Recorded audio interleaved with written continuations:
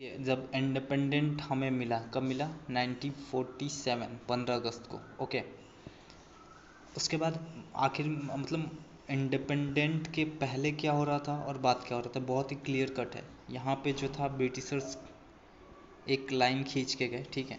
इससे पहले जो भी रूल्स रेगुलेशन लॉ जो भी बना रहे थे वो डायरेक्ट ब्रिटिश का पार्लियामेंट बना रहा था, अंडर क्राउन, मतलब वहाँ के जो राजा थे रानी थे वो बना रहे थे।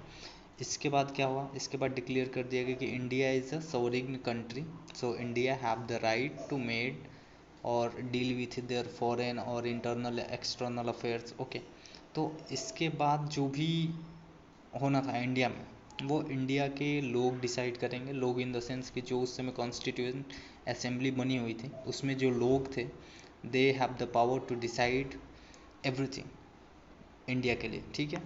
तो दिस इज़ द पॉइंट। तो आपका एक माइंडसेट होना चाहिए। उसके बाद हम डायरेक्ट फैक्चुअलिटी देखिए। जो कॉन्स्टिट्यूशन बनना स्टार्ट हुआ था 1946 में, कंप्लीट हुआ और प्रेजेंट किया गया 26 जनवरी 1950 को। ओके, आफ्टर दैट हम दो चीज़ पढ़ते हैं कि एक तो कंपनी रूल है 1773 से लेके कब तक है?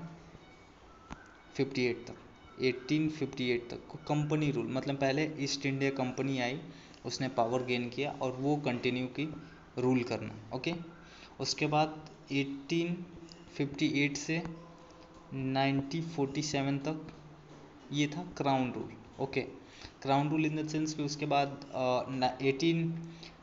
1857 में जो रिवोल्ट हुआ उसके बाद ब्रिटिश ने डिसाइड किया कि अब हम इंडिया के एक्सटर्नल इंटरनल अफेयर को डायरेक्टली रेगुलेट करेंगे। ब्रिटिश इन द सेंस कि वहाँ के जो राजा थे रानी थे वो डिसाइड करेंगे और जो भी रूल्स और रेगुलेशन बनेगा वो डायरेक्ट ब्रिटिश के पार्लियामेंट से बन के आएगा। ओके, तो this is all about the introduction.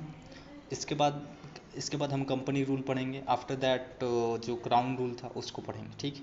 Thank you.